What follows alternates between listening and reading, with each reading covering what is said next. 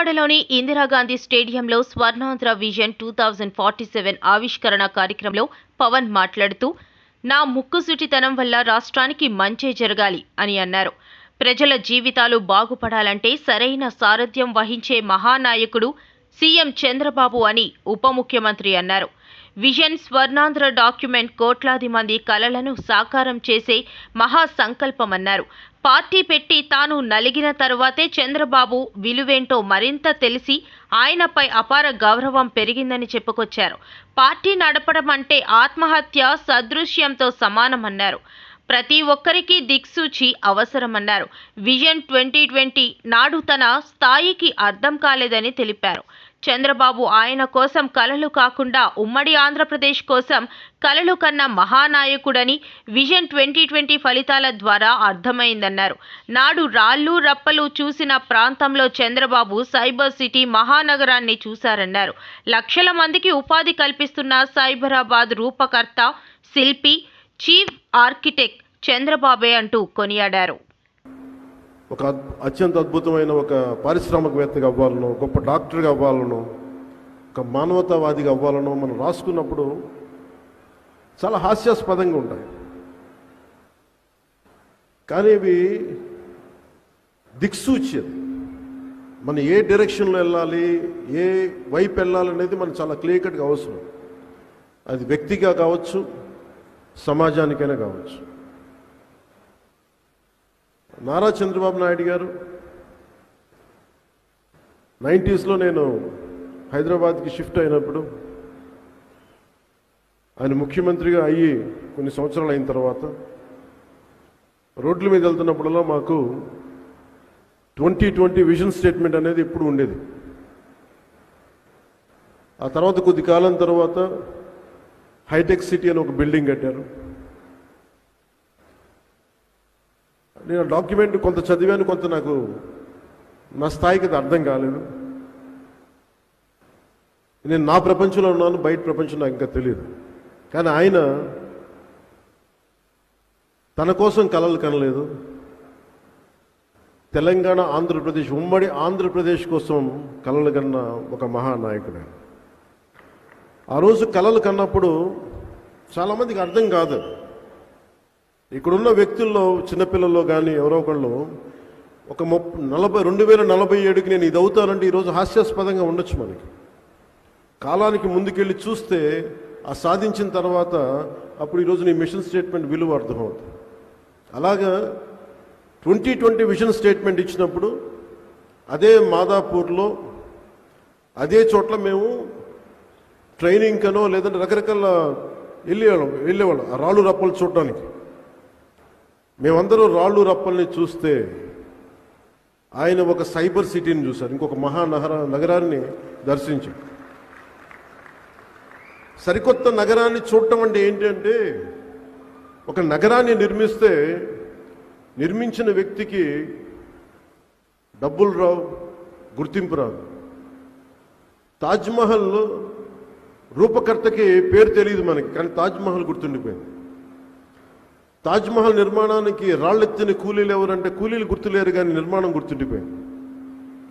ఈ రోజున అన్ని లక్షల మందికి ఉపాధి కల్పించే సైబరాబాద్ కానీ, ఆ వచ్చిన బిల్డింగ్స్ కానీ, ఉపాధి అవకాశాలు కానీ, దాని రూపకర్త, దాని శిల్పి, దాని చీఫ్ ఆర్కిటెక్ట్ శ్రీ నారా చంద్రబాబు నాయుడు గారు.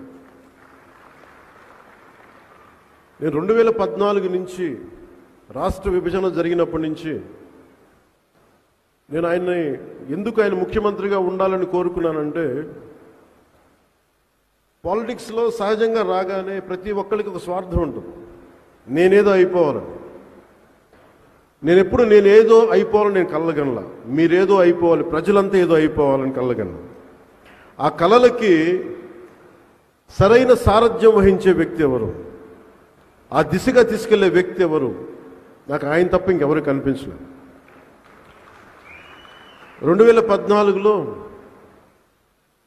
ఏ సీటు తీసుకోకుండా ఎందుకు సపోర్ట్ చేశానంటే, విభజించబడ్డ ఆంధ్రప్రదేశ్ అన్యాయం కాకూడదు, ఆయన అనుభవం కావాలి, ఆయన నాయకత్వం మనకి చాలా అవసరం.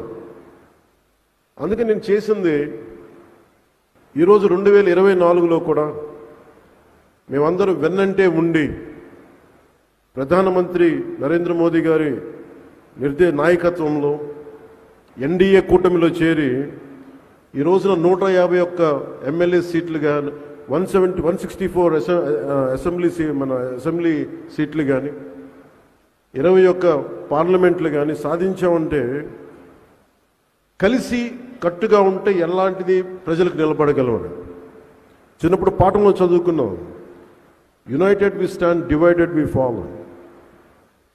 కలిసి ఉంటే ఎంత బలం ఉంటుంది, విడిపోతే ఎంత బలహీనపడతాం అనేది ఈ రోజున ఈ విజన్ డాక్యుమెంట్ చేస్తున్నప్పుడు నాకు నిజంగా చాలా మనసు తృప్తిగా ఉంది.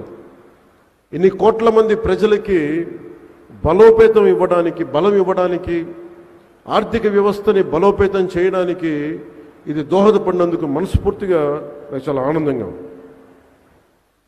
వ్యక్తి వ్యవస్థను నిర్మిస్తాడు, తర్వాత వ్యవస్థ వ్యక్తులు నిర్మిస్తుంది. ఆయన ఇన్ని దశాబ్దాల ఆయన సుదీర్ఘమైన అనుభవం కానీ అడ్మినిస్ట్రేటివ్ కేపబిలిటీస్ కానీ చంద్రబాబు నాయుడు గారిది చాలా అమోఘం.